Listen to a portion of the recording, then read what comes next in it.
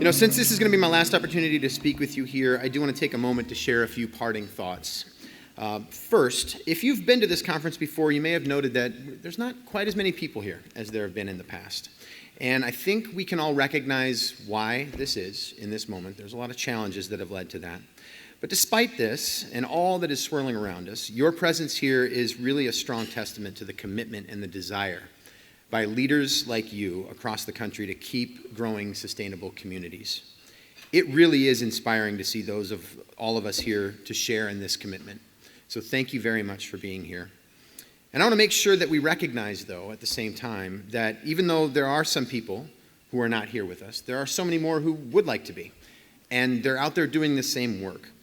And even though they couldn't be here, the fact is they share in our commitment too, and a lot of other people do. As we eventually part this afternoon and head back to our communities, the communities that we love and care for, there are a few things that I hope you can take with you as you go on the journey ahead. So first, I hope you can go forward with renewed spirit, filled with energy for the work ahead. Energy that will empower you to take all that you have learned and put it into practice.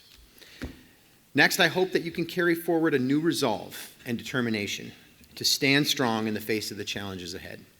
And finally, I want you to return home confident in the knowledge that you are not alone in your work. There are still, and there always will be, so many people just like you living this work every single day. Yeah.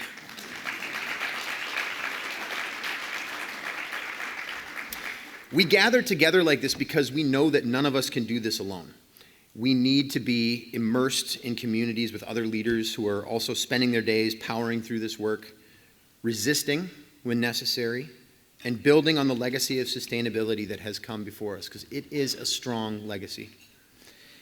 As we have done before, we now must reimagine our leadership and our strategies to match the moment that we're in. So hopefully, our time together here has granted you all that you need to step back into our beautiful, wild, and waiting world with a renewed sense of purpose. The only way to bring the future that we want into being is to build it, piece by piece, every single day. So thank you to each and every one of you for the work that you do. Thank you for being here, and thank you for sharing all that you've shared with us this week. And now, I am very excited to introduce our final keynote speaker of the 2025 Growing Sustainable Communities Conference. Lil Milagro Henriquez was born and raised in New Orleans, Louisiana. She's a 20-year veteran of social and environmental justice activism. She's a mother, a passionate organizer, and a lover of all things nerdy. In 2014, she won the Jonathan Daniels Memorial Fellowship for Social Justice Award. In 2017, she founded Mycelium Youth Network, an organization dedicated to preparing and empowering frontline youth for climate change. In 2020, she received the Women's Earth Alliance Fellowship, and she is the 2021 recipient of the Partners Advancing Climate Equity Fellowship. She's been recognized as one of the top 16 eco-warriors of 2021 by Marin Magazine and did a TEDx talk with the City of San Francisco, illuminating the failures of conventional education to prepare youth for climate change in 2022.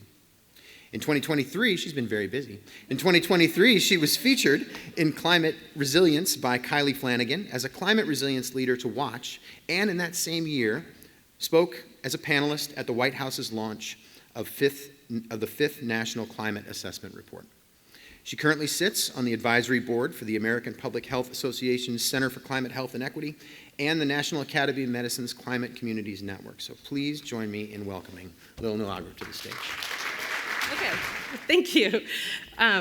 Deep gratitude to the people of the Growing Sustainability Conference and to Gina for the invitation to come and to be able to share space with each of you, especially in this difficult and fraught political moment that we're in when we're seeing a lot of funding cuts and freezes and then the instability that it's creating across our social justice or climate justice world. So just want to send out a deep appreciation for everyone being here.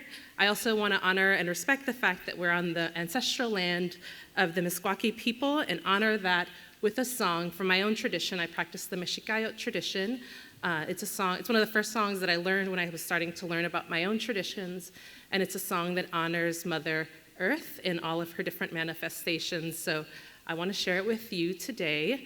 I also am leaning into Rosina when she said that we are all artists. So I'm hoping that we can take that and apply we are all singers, because it is not what I do professionally at all. So I just wanted to share this song. It's called Tonansing. So it goes, we tonansing, tonansing, we tonansing. We tonansing, tonansing, we tonansing. Ipameno wali koyoyo shauki, klaslo klamatli tonansing. Ipameno wali koyoyo shauki, klaslo klamatli tonansing. We tonansing, tonansing, we tonansing. We tonansing, tonansing, we tonansing. Thank you.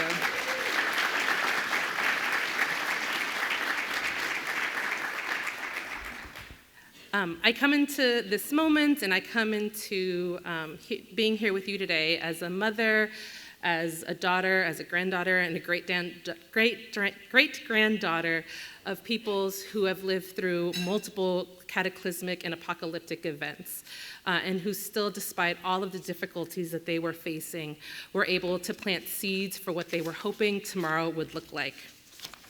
And I, like the other keynote speakers, want to share by telling a little bit about my story and my history. And I want to do this for two different reasons. The first is because my history and the stories behind me, the matriarchs that have come before me, directly inform the work that I do at Mycelium Youth Network, as well as the work that I do on a local, state, and national level. They're very much present in how I organize the work at Mycelium in particular, and when we're out there with young people every single day, they are very much present with me. I also want to share a little bit about my history because I want to start decoupling the idea that what we're doing in the environmental justice fields or in climate change is really different or separate from our personal lives. Because I believe that actually the opposite is true, that in order for us to be able to meet this moment where we are, we actually do need to lean deeply into our own histories, into our collective struggles, see the reasons why we're actually at this incredibly intense moment in time that we're in, if we're actually going to be able to build the kind of world that we would like to see. So I bring my grandmother into this. My grandmother, who witnessed the systematic deforestation of El Salvador. And so one of the pictures up here, you can actually see it looks like it's a really green space. But El Salvador has been deforested of all but 15% of its old growth forests. So when you look at this picture on the bottom left, you'll see that actually it's a lot of corn, or you have younger shade-grown coffee trees that are present. And so she would witness this deforestation that was happening and the planting of these shade-grown coffee trees at the same time that the United States stationed warships off the coast of El Salvador, because the people there were starting to feel hopeless and were starting to agitate around the deforestation of their lands.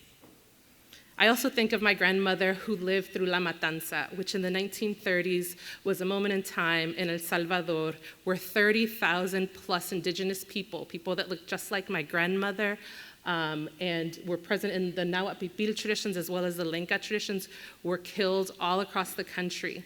And what this did is it really killed off collective land ownership, which is what our peoples and our communities were using as a way to create community and to be in good relationship with our plant and animal relatives. I also think about my grandmother, who was the last of her line to hear the same native songs sung, the same songs in Nahuatl in her traditional language, because by the time La Matanza came around, our family said, we're going to separate ourselves from this as a reality because we want to be able to survive. I think about my mother and how she witnessed those same lands that had been deforested, flooded with different pesticides and herbicides that killed the majority of plant life, unless it was a specific crop that was grown, which is, again, corn and coffee. And I think about that, how that legacy today means that the majority of land in El Salvador, over 50% of land, is unsuitable for food production, which then led her to be able to immigrate to the United States. But the people she left behind went through a civil war that was incredibly devastating and had tens of thousands of people killed, amongst them one of my uncles, my tío Neto, who I named my firstborn son after in 2012. So I think about all of them when I think about this moment in time that we're in, and all of the history that created that then led to an El Salvador, which honestly makes me really sad because of everything that's happening and the ways that the prisons are really taking over the country and what that looks like. But it did lead me to grow up in New Orleans, a child of two immigrants. My mother is from El Salvador, my father is from Nicaragua. And I was a working class kid in New Orleans. We didn't have a lot of money for extracurricular sports or extracurricular activities or for sports. And so my relationship to nature, because we were in southern Louisiana, was also fraught. Because even though I grew up right next to a bayou, right next to Bayou Signet, it wasn't something that I often participated in. Because for my family that had witnessed these long histories of ecological violence, nature was something that was not the future, it was something that was the past. And if we wanted to advance or progress, we needed to look to cities and towns. So instead of actually playing in nature, like a lot of kids do, especially here, I went into video games and comic books and immersed myself in different fantasy worlds that could allow me to dream so much bigger than my current reality. And so some of these pictures are actually the one on the far right I put up. That's me and my dad. He is not doing well, so after this I'm gonna head to New Orleans to spend time with him. And then this is me as a video gamer, which I was really excited about. But it really allowed me to start thinking deeply into fantasy worlds that could help me create the kind of world that I wanted to build. And so it wasn't until I went back to the mountains of El Salvador and spent time with Nahuat Pipil peoples that I started to reconfigure my own relationship to nature and to start thinking about how actually this was a core part of my identity and who I was. Because Nahuat Pipil peoples are part of a long line of caretakers and stewards of the earth. And we do it in relationship with our plant and animal relatives, by singing our traditional songs and practicing our traditional values. And so fast forward a little bit, though, to the moment where, for me, everything changed. And I had spent some time doing organizing. My background is actually in labor rights and immigrant rights. And I'd spent organizing with the Service Employees International Union and with Justice for Janitors and Mujeres Unidas y Activas, because I was trying to create a better world. Like I had seen all of these video games and comic book heroes of mine and books that I was reading. I wanted to be able to create a better world. But it didn't feel like that world was directly tied to climate justice or environmental justice, because there weren't a lot of people that really looked like me in these fields. And so I had gone through labor and immigrant rights, and then actually I didn't have to wait to come to climate justice, because climate justice came to me in the form of the 2017 wildfires that were coming through California. And there's this actually fantastic meme that reads that climate change will manifest as a series of disasters viewed through phones with footage that get closer and closer to where you live until you're the one filming it. And this struck me so intensely because now I live in the Bay Area and I've been living there since 2008. And again, I didn't think about climate change as something that was directly impacting me in that moment. And then these fires happened. And that year alone, in 2017, wildfires burned over 1.5 million acres of land.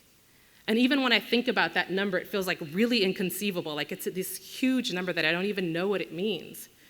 But when I felt it in the ways that I was watching the news cover all of these devastating images of just burned cars and charred playgrounds. And I was seeing the smoke itself come closer and closer to my house. And we were just told in that moment to keep our doors and windows shut, and if we did that, we should be fine. But even with shut doors and closed windows, the smoke would come in. And I had this very visceral moment, having just had my 1-year-old daughter, and I was breastfeeding her and watching this smoke come in to our house, and I kept thinking, this is actually not okay. How is this normal? How is this our new normal? And so I did what a lot of folks do, in the general public. I was okay, well, I guess I'm just gonna go to work and pretend that everything's okay. And at the time, I was working as the director of organizing at a school, Roses and Concrete Community School, where I was one of the founding staff. And I went and I started talking to young people because at this moment also I was going through a PhD program in systematic theology. I had 2 kids. I had my 1-year-old daughter. And so in order to decompress and de-stress, I started leading a Dungeons and Dragons game with 5th graders. All of my adult friends were way too cool to participate in this, but these 5th graders were super fired up. And I remembered seeing those 5th graders coming out of their classrooms with nosebleeds or complaining about headaches that they had for the smoke. And I was like, well, what do you think about what's happening? This is wild. Because I could have conversations like this with youth. They were really interested in talking about what was happening around them. And I had this distinct memory of this one student, Khalil, who said, yeah, this is really, really scary. But what's scarier is that adults aren't talking to us about it.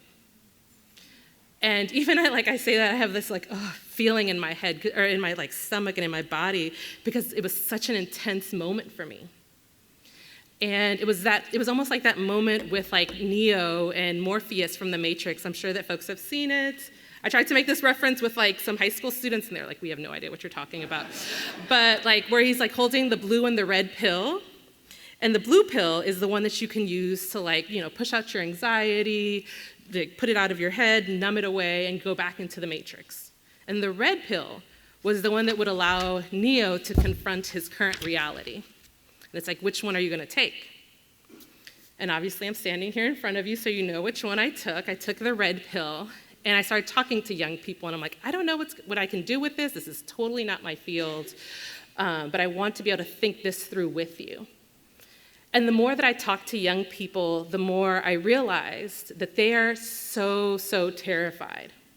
That this moment that Khalil was telling me about that adults aren't talking to them was magnified all over the school and all over the community. And I remember talking to educators who were some of the best educators that I knew. And I was what are we doing? How are we talking to young people? How are we preparing them? And they were we teach about climate change? I was well, this is wild. We know that this is coming. The science has been saying it for years and years and years. How are we not doing things to prepare? So I started looking it up, and I went online, and I was what's going on? And there was so little information. So I kept talking to young people, and I talked to young people both at the school that I was at, as well as my own kids, as well as my friends of my kids, other people that I knew, and all over, young people were experiencing these high levels of climate anxiety. And we see this across the country, that actually what Khalil was experiencing, what students in Oakland, California were experiencing, was things that young people especially all over the world were experiencing. And this is a study from a University of Bath that came out a few years ago. And one of the things that's striking to me about this is that 75% of young people feel that the future is frightening. And so I think about that, and I think about everything that young people are experiencing. And I think about how it is actually a realistic, normal response to witnessing the collapse of different ecosystems. And that we're in this mental health crisis moment that is a direct result of climate change and our inability to be able to address it in a way that works. And so I know that there was a question earlier from Dr. Hoffman around pessimism and optimism. So I'll ask each of you, as folks that are in the news, collecting the data, are listening to the news, how many folks actually feel hopeful about the future? Oh, okay, all right, I see you, Iowa. I gotta move here. Because what a lot of people experience is not that. I know I feel a great deal of anxiety consistently. And I'm feeling anxiety, again, because we're seeing the systematic collapse of these systems. And as Dr. Hoffman earlier today was talking about the 5th National Climate Assessment Report, I wanted to share another statistic. And this one is also really powerful. All my slides are powerful. But this one is especially powerful in the fact that there's this fantastic moment in the introduction. And again, I also want to really encourage folks to go out and read the 5th National Climate Assessment Report. It's just beautifully done. It's such a labor of love. And it has such amazing information around what's happening. But it says that in the 1980s, the country experienced, on average, one inflation-adjusted billion-dollar disaster every 4 months. Now there is one every 3 weeks on average. And this is mind-blowing to me, because we're seeing young people experiencing high levels of anxiety. And there's even a term for it, climate doomism, climate anxiety. Then we're seeing the ways that all of this news that's coming out and all of the documentation that's being used to be able to track how we're going off the climate cliff is there. And we're not doing enough to address it. Like, our country's not prepared. And we're seeing great local efforts that are pushing the boundaries of what can be possible and creating solutions. But like, our workforce isn't prepared. The mental health of our young people are not prepared. I'm not prepared. I don't feel personally prepared, even though I work in this field. And so we're seeing this come out. And so what happened for me was that, I obviously took the correct pill, went into it, dropped out of my PhD program, because who needs a PhD in systematic theology when we're facing an apocalypse? And started thinking about the work that I was doing and how I could actually completely move my life around to respond to the changes that I know that we needed to do for our young people. Because our young people are thinking about this in apocalyptic ways. And we're looking at a future that feels increasingly more and more dystopian. And by that I mean, like, we're seeing there's a lot of books out there, movies, literature that's coming out there, and all is showing humanity's complete anxiety and fear of what our future is going to hold. There's that great meme around, like, the books that are currently saying, like, where we are. But, like, this image, there's shout out to Terminator 2 Judgment Day. This is like one image from Terminator 2 Judgment Day and another image from the wildfires in California. And I don't know if you remember that opening scene with, like, the fires and everything, but that felt so real to me. It's actually, I remembered that moment when I was watching the wildfires hit in California, or when the skies turned orange. I think it was a few years ago in California. And so we have at our subconscious level this fear of what our future holds.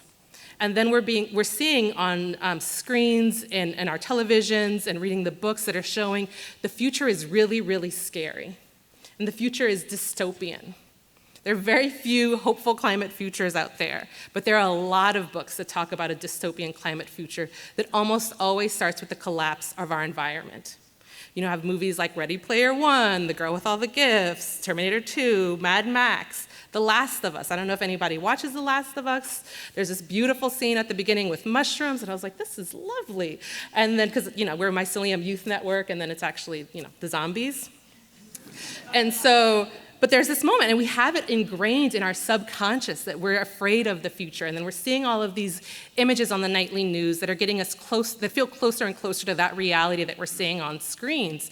And I think about what that means at a subconscious level, that what is currently out there are things that are scary, that the future itself is scary and horrifying, and we're going off of the climate cliff.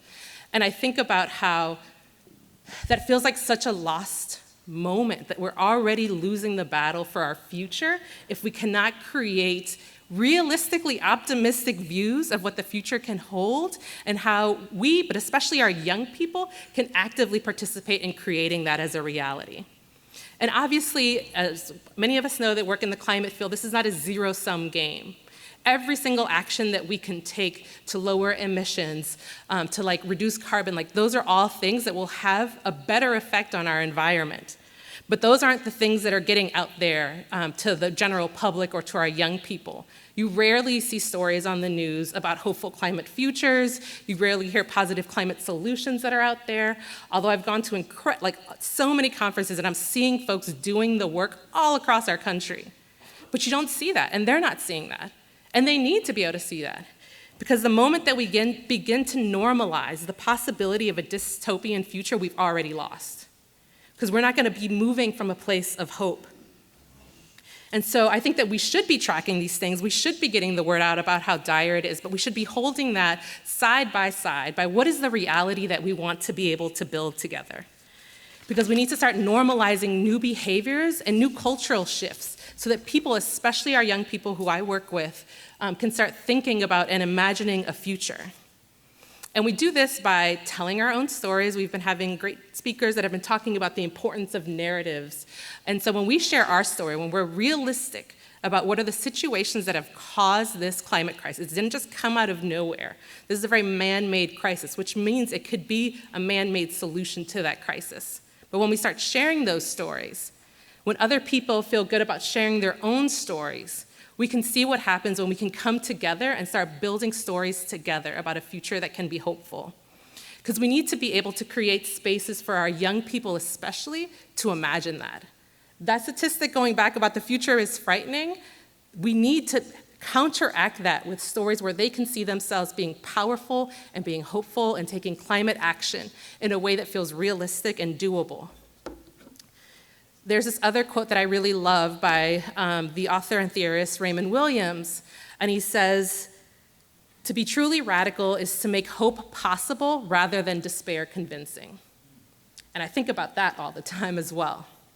And one of the questions I often get asked a lot when I'm at conferences or I'm doing presentations is like, what gives you hope? You know, you work with young people, what gives you hope? Tell us about how the young people are our hope and our future for tomorrow. Or we'll have young people come up on stage, and I've shared and keynoted panels with them, and they're like, they get asked that question as well. And the thing is, and I can hear it like behind the question, which is like, what can we do? I feel really afraid. What do I hold on to in this moment? And I think about hope as not something that's like ethereal or that's like out there, or just even emotion that we're experiencing. I think about it as an active practice that we have to wake up every single day and choose to lean into. And we do that by actually creating solutions, by taking actions, by making a conscious choice to hold up a hopeful future, even when we're not feeling it. Even when we're reading through report after report after report of what the future can hold, it is our responsibility to hold up a climate future against that, and to always create space for that possibility to emerge, and then to look to seed the places that are working on creating these other climate futures that we want to be able to see. So hope for me is an active practice, especially with the work that I do with young people.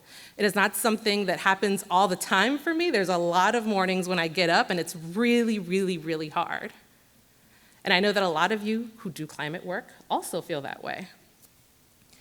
And yet every day we have to continue to choose to hold that image in our head of what we can create in order to be able to move forward. And then this is the work that we're really doing at Mycelium Youth Network, which is the organization I co-founded with this group of Dungeons and Dragons playing fifth graders. Because our work is really taking the best of scientific thinking. We pore through the NOAA reports, through EPA reports and data, we look at different trackers, and we say, okay, here's what we know is like happening. Let's take a very realistic scientific look at what's happening. So how do we want to create, again, alternative futures that can allow us to do something different? So our work is really around climate adaptation and mitigation education. Because I firmly believe that the point of education should actually be to prepare our young people for the world that they're going into. And we're not currently doing that right now. There's very, very, very few places where we're actively preparing our young people for a climate-disrupted future. So the way that we do this is in a few different ways. We use collective imagination and ancestral knowledge. We look at, okay, what are the traditional ecological knowledge systems that we need to lean into? What do we need to learn from there? What is the best in scientific thinking telling us that we need to do to create solutions for climate adaptation and mitigation? And now, as young people, you know all of this, so how do you want to move with this, with these two realities? And then after that, what do you want to build? Because it is always about building with our young people so that they can feel optimistic about the future. We really push young people to dream and imagine the impossible, and then as adults, we make sure that we can make their impossible possible with the work that we're doing. And so we have a few different ways that we do this. This is our little chart of how we bring it in. We take the applied science, technology, engineering, arts, and math. There should be arts in there, arts and math. We combine that with indigenous ancestral traditions and practices. We let them know that they also come from, no matter where they're coming from, a long history of caretakers, because for the majority of the time we've been on the planet as humans, we've been taking care of the land. We've been building this as a relationship. It is only very, very recently that we started shifting things to extract more than we were living in a relationship with. And then we use that to create climate and community resilience. And so I want to talk a little bit about some of our programs, like how we actually do this. So we have 4 main programs that we work with. We have our Climate Resilient Schools program, which is a next generation science standard aligned program. I'm not sure in Iowa if Iowa does the next generation science standard alignment, but in California, as well as in a few other states, we use next generation science standard alignments to make sure that the curriculum that we're hitting is hitting like what we need to do. So we take that, and then we look at everything that we know is gonna happen in the San Francisco Bay Area, which is where we're based, and we say, okay, how do we mitigate or adapt to this? So on any given day, students can be learning about defensible space for wildfires, they can be building water catchment and purification units, they can be learning about bioswales for flooding, or they can be out there doing shoreline restoration work and learning about sea level rise. We also have our Youth Leadership Council program, and that's for young people that have gone through our program and are interested in taking more of a leadership role. We say, and it's a paid young youth program, and it's a high school program. We say, okay, so this is what you know is happening in the Bay Area. Now, what's actually happening in your local school and neighborhood? And students go out, they do door knocking, they talk to their neighbors, they talk to other students, they talk to their teachers, and they create a community needs assessment, and from there, a climate action plan. And they start building out their school as a resilient hub. And so sometimes that looks like a big capital project, which is what we're trying to fundraise for now. Sometimes it looks like just like we need to create bioswales in the garden and we need to put up water catchment systems. But they are the ones that actually decide. And we match them with experts across the fields, across the nation actually, to help them think through what those solutions can look like. Our third program, which is one of my favorite programs, even though I shouldn't say that as a founder, is our Gaming for Justice program, which is an environmental justice Dungeons and Dragons game. And it really came out of the pandemic and of young people telling us in the middle of everything that was happening, because we had curriculum up 3 weeks after the pandemic and everything was shut down in California, that they just wanted to play and dream. That this felt really, really serious and hard, so can we just create a space that felt fun? And so what we do with Gaming for Justice is that we look at, again, the things that we have either affected the Bay Area, are currently gonna affect the Bay Area, or may in the future affect the Bay Area, and we play it through as a Dungeons and Dragons game. And then youth get to really imagine, like, what are the solutions you would want to build if you actually had no rules? Like, if everything was boundless, what is the ways that you would want to create the world? Because being able to, again, hold that space of imagination is incredibly important. Because if we can't imagine the future that we want to see, like, how are we going to build it? So being able to create this space of imagination and collaboration for young people is incredible. And we all recently, in January, started a smaller offshoot of this where we're teaching young people to tell their own stories by developing a relationship with the shoreline. So they do a lot of shoreline restoration work. And then from there, they're going to start telling Dungeons and Dragons stories. And we'll have a live action role play day in June. If you're in the Bay Area in June and you want to see young people and yourself dressed up in LARPing, it's called, like with the costumes, like feel free to come out and join us. And that's a paid program. So we also pay young people. A good portion of our budget goes directly back out to young people themselves so that they actually have the financial resources to keep doing the thing that they're doing. And we also want them to know this can actually be a job. You can make money from imagining a future that you want to see. And then our last program is our Data Warriors program, which is the evaluative arm of our organization. And by that I mean, like, we as adults know what success looks like across our programs. We have educators that can do before and after snapshots. We have the test scores. We have anecdotal evidence of like how much our programming has improved social emotional health for young people. But we actually want to hear from young people. What does a 14-year-old think is important? How should they be helping us judge our own program? What does it look like to have positive mental health, to have good mental health as a 16-year-old when we're looking at our climate crisis? If you're an 18-year-old, what does it mean to go through our program and then to feel prepared to either go to college if that's what you want to do or to choose not to go to college? And so young people decide with us the metrics of success that we use to evaluate our programming. And we build that in and we pay them for that as well. And so while we have different ways that we do all of these things, there's two things that I want to highlight in terms of how we're talking to young people about it. One of the first things I've learned is that like young people are, as I think has been said, incredibly honest when they don't like what you are saying. They are going to let you know in clear terms I should say, exactly what they're thinking. And so one of the first things we do is we start talking to them honestly and just creating open spaces for them to be able to process whatever emotions that they have around this moment, for them to talk through different difficulties that they might be having. But we just create open space for them, and we hold that as a container. And our role as adults isn't to fix the solutions or to fix the challenges that they're having, but to say, we are right there with you. You are not alone in this incredibly scary moment. Yes, the wildfires are happening, you are not alone.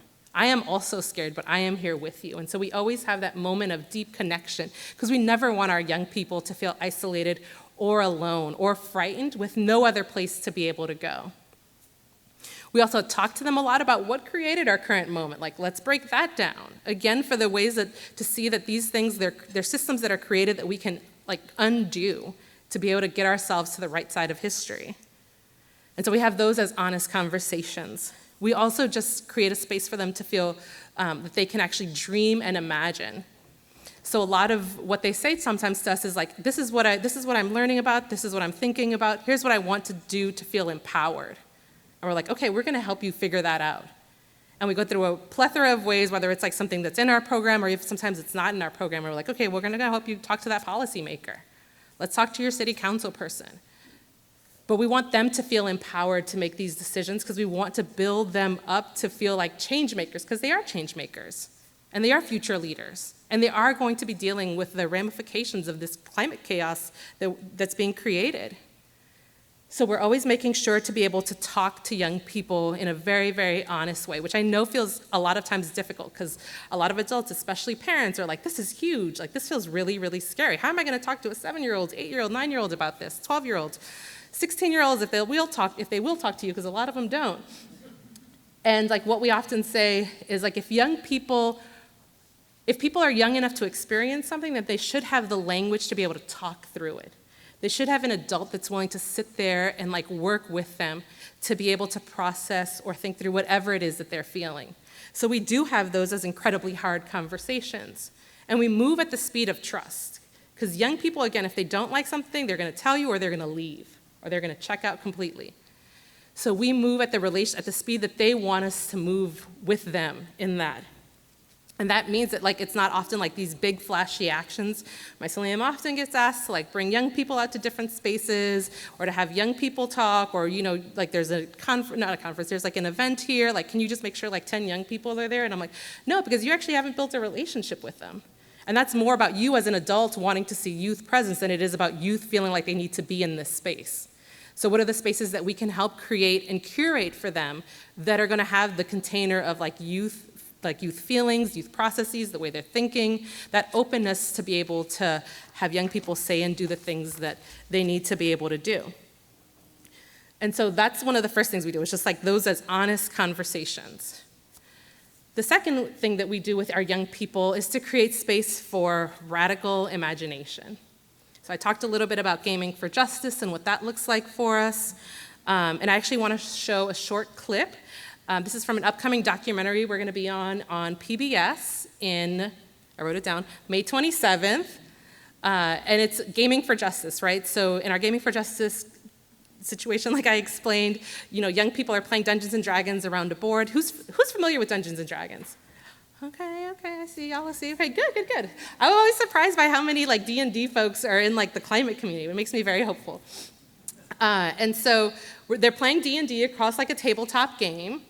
And these are all students that have played D&D with us before, or Gaming for Justice with us before, and they had never played this particular adventure, which is about wildfires. And so in the deforestation of oak trees from Oakland and the planting of eucalyptus trees. I don't know how familiar y'all are here with like eucalyptus trees, but there's one moment where like oak trees in Oakland were so common, which is why obviously the town is called Oakland, that they didn't actually think to pass a law to protect it. Then all of those oak trees got deforested and everybody planted eucalyptus trees in its place. And it was meant to be like this quick source of wood. And actually eucalyptus is incredibly flammable. It is so flammable. And so here's like a reality, here's a situation that is like, something that's happened, and we wanted young people to play through that as a situation. And they didn't play this game before, this particular adventure before, and the second day, we actually took them out to the redwoods to be able to play it out in their character. So I want to show a short clip about this. I'm really hoping that my part doesn't get cut from the final. It was like the one thing I asked when they asked if they can film us. I was like, I really want to be there as a mushroom lady. And I'm pretty sure I'm going to get cut, but we'll see. So this is, like I said, and all of it is to create the idea that like you can be change makers. And there's an actually really interesting statistic around gaming that says that actually video gamers are more likely to take action on climate than the general population. They're like 15% more likely to take action on climate. And it's because you're playing the role of a change maker. You're actually doing things in the game. You're seeing a system that's unjust, because a lot of video games start from that place, and you're actually changing the world around you. And what that means on a psychological level is incredible. And so to be able to have spaces where young people can play and dream and game is incredibly important to us. And oftentimes, like adults or educators, especially educators, like it's easy to think about young people as like empty vessels to be filled. You know, they don't have that much knowledge, and you know, obviously young people are growing and they're changing and they're needing to learn about things, but they also want to be active participants in the world. And they want to be active participants in the world, and they want to ask the question that every parent, or I'll speak for myself, I consistently dread is why? Why are we doing this? Like, why do balloons fly in the sky? Why do we have this system? Why do I have to go do this one thing I don't want to do? Why are there homeless people? Or why does the world have to work that way? And so by asking that question of why, they're actually utilizing so much of their imagination, because they're not taking for granted the assumptions that we as adults do. Because we grow up in this world and we assume that because the world is the way that it is, that it's not going to change. But young people, when they start to ask why, they start to really lean into that space of like talk me through this reality, and why does it have to be this way? I don't think it actually has to be this way. Which is why some of the greatest movements in our like recent history have actually been started by young people themselves. If you look at the like Standing Rock, or if you look at the Movement for Our Lives, or like Fridays for the Future, those are all young people movements where they're like, why does the world have to be like this? And actually young people, kids, like as young as 3 years old, there was a recent study, there was a 2015 study in Current Biology that showed that 3-year-olds are starting to think about justice. They were justice-oriented, and presented with wrongdoing, immediately prioritized the needs of those that were wronged over the punishment of others. So we're seeing that young people are actually incredibly empathetic. They're asking the questions of why the world has to be this way, and they want adults to be in conversation with them to help make the kinds of changes that we need to create our world as a more just world. And this really lies at the heart of so much of the work that Mycelium does, is being in presence and in space with young people. Whether that's like with our Gaming for Justice program, where we're gaming with them and helping them to imagine a different world, lean into that question of why, or if it's any of our other programs, like our Foraging for Our Futures program that's part of our climate resilience schools. And on any given day, students can be building water catchment systems. I mean, they can be doing so many things about bettering their community and their world. And so the thing about all of this, though, is it all comes from that place of imagination and play. And as adults, we so rarely allow ourselves to play. And there's also been numerous studies that have shown that even if you play for like 20 minutes, even if you do something like just play Legos or play with Play-Doh or play a video game, it actually has a deep impact on your ability to think creatively. There's actually some cozy games that allow us to enter meditative states similar to that we would be doing if we were doing yoga or like deep breathing. That these are all things that we can do to lean into a different part of our consciousness in order to allow ourselves to start building in that imagination. And that can make it easier to do things like hope as a practice every single day. And so as climate change maker, as in our fight for climate change, as climate scientists and professionals, it's incredibly important to be able to make these spaces accessible.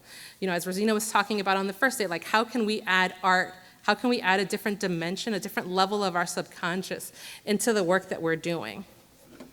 And there's I skipped a slide. The one thing I'll say about this slide is the image on the left here, if you're familiar at all with the San Francisco Bay Area, that is a San Francisco Bay Area in the Mycelium Network that goes underneath, and each of those is an adventure from our Gaming for Justice series, talking about a different environmental area of concern. We actually have a compendium, we have a book coming out next year with all of our adventures that can be played everywhere. But so we're leaning into the place of radical imagination is incredibly important. And then actually things like this help students see their world differently. So when they're going to the local park, they're seeing it through the eyes of like, oh, I actually helped in my imagination make this transformation possible. And then we also have build days when like students, we're building out some of the things that students are visioning and dreaming in gaming, because we want to start blurring that third wall between their imagination and what can be possible in the real world. Oh, sorry. There we go. And so I love this quote. I love all the quotes that are here, but I really, really love this quote. It's by one of my favorite authors called N.K. Jemisin. And she says, "Dreaming is impossible without myths. If we don't have enough myths of our own, we'll latch onto those of others, even if those myths make us believe terrible or false things about ourselves." Tolkien understood this, I think, because it is human nature. Call it the superego, call it common sense, call it pragmatism, call it learned helplessness, but the mind craves boundaries. Depending on the myths we believe in, those boundaries can be magnificently vast or crushingly tight. And so I want to take a moment, because I've been explaining a lot about what Mycelium does, how we work with young people, the importance of being able to talk openly and honestly and create spaces for imagination with young people. But I want to actually take a moment to do that with each of you and to start thinking about what it could look like to freedom dream together, the kind of world that we actually want to build. Which I know, like I said earlier, can be hard. I did prepare a helpful video to be able to help guide this process. And as you're watching this video, it's actually something, it's from this new movement called like solar punk. I don't know if, are people familiar with solar punk? Thank you. Oh, okay, thank you. So solar punk is the idea that actually technology can work for us and should be working for us. This is why we built it. That it could actually be in harmonious relationship to our land. And it could be something that like greatly improves our quality of life. And so being able to like take a moment to imagine a realistically optimistic climate future using technology. And I want us to dream really, really big, because otherwise it becomes easy to do, to dream pragmatically and small, and then to slowly push out the boundaries. But I actually want us to dream big, and there's no idea that's too ridiculous, because this is all just play, this is all make-believe, this is all about just touching on a different part of our brain and opening it up to see what can be possible. And then we can like go back in to do something that's more like realistically possible. Realistic optimism is what I call it. But I want to be able to have all of us at least take some time to be able to do this internal check. So here's my video. It is a yogurt commercial from Chobani. So I'm showing you the one without the ads, because I have neither pro nor against thoughts about Chobani yogurt. And so I want to share this to go back to that space of myth-making that N.K. Jemisin was talking about. I want us to start building, as climate scientists, as climate professionals, a shared language of hope that we can create and draw from when things feel increasingly dire. I want us to be able to do this together. I want to be able to share my own story. It was very hard for me to share and sing in front of a bunch of people I don't know. But like also to hear your stories and see what comes up for you. What are those personal histories? And then think about what can we actually do to build a shared vision of a future that feels exciting and hopeful for us. And I know that our young people are desperately craving this. And in order to do this, we have to do it first as adults. And so I want us to take a few moments to think about these questions that I have in the audience, and I'm actually going to ask for a little participation. So, and by that I mean if you feel comfortable, because consent matters, closing your eyes, I'm going to say some of the questions out loud, and just take a moment to think. Don't limit yourself by what you know is possible. Really lean into that space of what can a future imagination for our planet and our worlds look like. So if you're feeling comfortable, I'm going to try to make my voice meditative and quiet and soothing. So as you're thinking about this world, what are you seeing? What does a hopeful climate future look like? What does the air smell like? What does it feel like? How are your neighbors present or not present? What are the activities you can imagine? And how does it feel to be in this perfect, beautiful space of hopeful climate future? And then think about if you have children, your children growing up in this world. If you don't have children, just imagine children that you know growing up in this world. How would it feel like for them? What are the ways or the words that come to mind in terms of how you want them to feel as they're just playing or being or existing in this space? Thank you. And I'm not naive enough to assume that we can manifest that hopeful climate future together. But what I do think we can do is start building some of that shared language. Because I do want us to build a world that our young people can feel excited and hopeful about participating in. And I know that I'm coming to the end of my time, and so I wanted to share 2 quotes. And it would not be a Lil Milagro presentation if there was not a Lord of the Rings quote. Shout out to J.K. Anyway, Tolkien. So there's 2 quotes that I always think about a lot. This is me and some of my staff and some of our young people at an event that we were at. And there's this moment in the first movie, Fellowship of the Ring, where they're in the mines of Moria. He's talking to, like Gollum is following them, and Frodo has the ring. And if you have not seen this movie, you need to see this movie. And he says, "I wish the ring had never come to me. I wish none of this had happened." And Gandalf the Grey responds, "So do all who live to see such times, but that is not for them to decide. All we have to decide is what to do with the time that is given to us." And I love this conversation so much because currently in our world, there's a sense that everything feels really hard and painful, and why are we in this particular moment? And in these moments of difficulty, in these moments of feeling helpless or hopeless, we consistently make choices, either to lean into that or to choose to lean into a different type of reality, even if we only have the slimmest vision of what that could look like in our heads. But we can also think about how we can meet that moment with courage and hope as an active practice, because we cannot change what has already happened, but we can create a future where we can have our communities and our young people especially not just surviving, but thriving. And later on, Gandalf has this fantastic moment. I'm going to skip past it, because I'm going to skip past this. I'll come back to that. And he says, "Despair is for those who have seen the end beyond all doubt. We do not."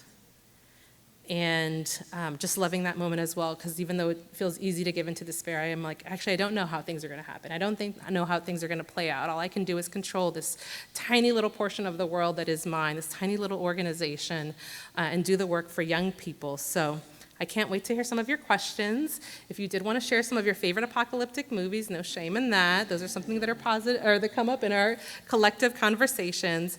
But really interested in having a great conversation. So I'm going to go back, and you can follow us on these different areas if you want to. You can scan this. You can follow me personally on Discord if you want to talk gaming at any point, because I'm a huge gamer. But yes, thank you.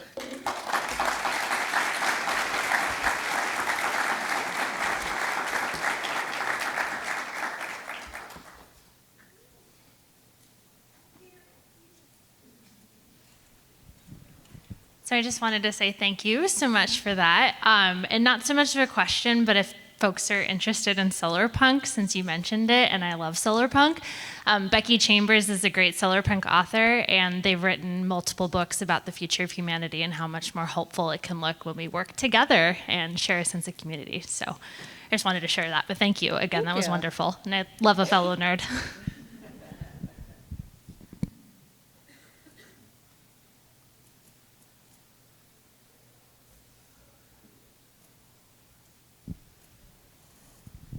Thank you for quoting from some of my favorite authors.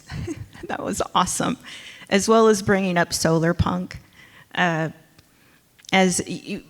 all have to, we're all kind of forced into saying how we identify, right?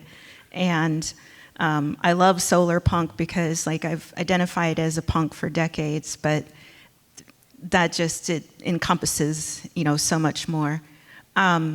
I want to just say about indigenous futurism, and your approach is exactly the approach that I have been using, not exactly, but very similar as far as play, to help heal myself from complex PTSD. It's play, you can't do it without getting back into play, because when you get into play, you are getting your body into safety. And so I just want to thank what you're doing. It's fantastic. Keep going. More power to you. Thank you. I also want to shout out Black and Indigenous futurism in books. There's throughout the presentation, I had some of those quotes out there. And so sometimes when I'm having a hard time feeling hopeful, or when I'm trying to do things, but everything just feels like everything's slow and dragging, I actually go to Black and Indigenous fiction, and there's fantastic fiction out there that calls upon a different type of narrative and a different type of myth to build the world that we want to see. So if you ever DM me or message me, I can send you a list of some of my favorite books, because I am a huge reader. I want to agree with everyone else. Thank you. This was beautiful and amazing. Also a big nerd and gamer, so love that. My question is, how do you find your kids? How do you connect with the kids? Is it a school? Is it did the parents have to be into this, or you find kids that parents aren't necessarily into it? Yeah, that's a great question. So Mycelium serves, I think, about 200 kids on a weekly basis, and they're across a lot of different grades. We have K-12 education, but we start as young as third grade, and the conversations there are more just general, science is fun, nature is fun, let's go out and get dirty in some dirt. And then with our high school students, the majority of our programming is in high school, so with our high school students, we find them through actually educators. And we do have a fantastic relationship with Oakland Unified and San Francisco Unified, but we found that whenever we try to move within bureaucracy to find schools, everything slows down, to a painful degree. I think I had a conversation with Oakland Unified for a year and a half, and I was like, we really want to offer our programming for free, because all of our programming is free to Title I schools. And they were like, okay, let's do that, and nothing actually happened. But when we go out to educators, because educators are seeing what's happening, educators are concerned, educators want curriculum that is especially next generation science standard aligned, so they're not losing time in education to talk about this, they're actually gaining a really good resource that they themselves might not have time to have researched or done all of this work for. Teachers are yes.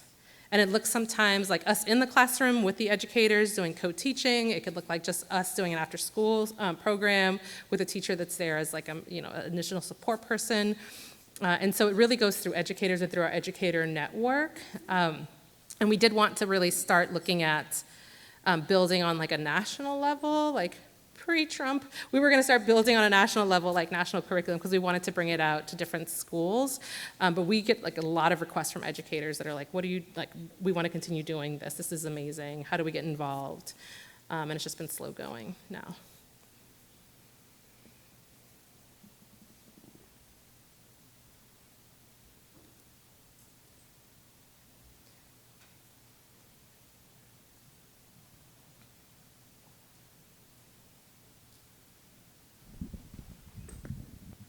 Thank you. Kind of going off of that, I just popped on your website, but is there so you're talking about curriculums and wanting to expand a little bit, but do you have anything right now that you just have resources that you like working with, or something that, entities like cities and counties could do with school districts to kind of invigorate young people so that they could be a part of this? I mean, Speaking for Dubuque, we're very active with our high schools and middle schools and things, and we have community centers. But just talking a little bit more about the climate change aspect of it, I think is also important, and I don't think it's being at the level it should be. But is there any resources that you have right now that you're like, yeah, we can do this, this, and this? Yeah, there's a few different websites I can send over to Gina afterwards. I'm spacing right now on the name of because the lights are very bright. I'm spacing right now on the names of the websites, but there's actually great resources that are here's how you can talk to to young people by grade about these topics. And they're what is it called? Common usage or something, curriculum. Part of the curriculum we were building at a national level was going to be common use. That's it, common use curriculum, but we haven't yet released that yet. But there are great resources out there, and there were on the EPA website, I don't know if this is actually still true now, they were great like climate disasters or like here's what you need for disaster relief kind of stuff with young people. But I can send out some resources afterwards. We do have a compendium coming out, so if you wanted to like play D&D with young people. I know that some of the things that the map is like very Bay Area, but like wildfires are now more common everywhere, right? Or things like pollution is another topic, or looking at like native ecosystems and keystone species. Those are things that can be applied in different spaces. And the beautiful thing about D&D is you can use it everywhere. You can do so much with it. So I can send out the resources that I know of, like websites that are common use curriculum around climate. And then, like I said, we're coming out with a curriculum, and we're working with the Environmental Defense Fund right now. We'll see where it goes for our national curriculum. I keep looking at my watch because it's telling me I'm burning calories because my heart's going so fast. Thank you.